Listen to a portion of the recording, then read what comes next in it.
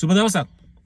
Fix deposit දාන ගොඩක් අය සමහර වෙලාවට කල්පනා කරනවා සමුපකාර බැංකුවේ සල්ලි දැම්මොත් හොඳද කියලා.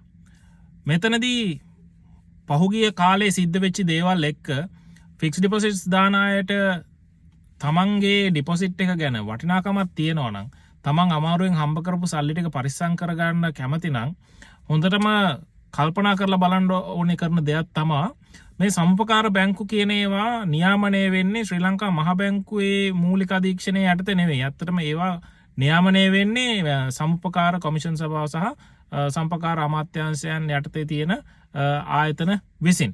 එතකොට ඒ ආයතන මේ බැංකු සාමාන්‍යයෙන් ලංකාවේ තියෙන වාණිජ බැංකු එහෙම නැත්නම් මූල්‍ය ආයතන වගේ බොහොම මේ ඍජු නියාමනයක් යටතේ නියාමනය කරන තත්වයකට තාම දියුණු වෙලා නැහැ.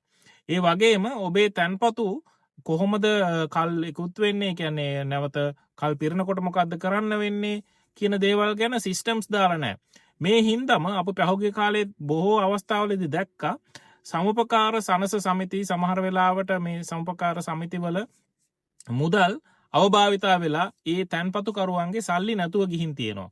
ඒ හින්දා අපි අපේ තැන්පතු ආරක්ෂා කරගන්න නම් කරන්න ඕනේ ක්‍රෙඩිට් රේටින් එකක් හොඳ මට්ටමේ තියෙන වාණිජ බැංකුවක හරි එහෙම නැත්නම් විශේෂිත බැංකුවක හරි එහෙමත් නැත්නම් රජයේ මහ බැංකුව විසින් නියාමනය කරන ලබන මූල්‍ය ආයතනයක හොඳ ක්‍රෙඩිට් රේටින් එකක් තියෙන මූල්‍ය ආයතනයක මුදල් තැන්පතු කිරීම ඔබේ තැන්පතු ආරක්ෂා කර ගැනීම සඳහා හේතු වෙනවා. මොකද අධි අවදානමක් අරගෙන සම්පකාර සමිතිවල තියෙන ෆික්ස් ඩිපොසිට්ස් දාන්න ගිහිල්ලා ඔබේ මුදල් නැති වුණොත් රජයේ වගේ කියනවා කිව්වට ඔබේ මුදල් ලබා ගන්න විශාල කාලයක් යන්නත් ඉඩ තියෙනවා, මුදල් නොලැබී යන්නත් ඉඩ තියෙනවා. ඒ හින්දා ඒ ගැන සැලකිලිමත්ව කල්පනාකාරීව ඔබේ ස්ථාවර තැන්පතු ආරක්ෂා සහිත තැන්වල පමණක් ආයෝජනය කරගන්න.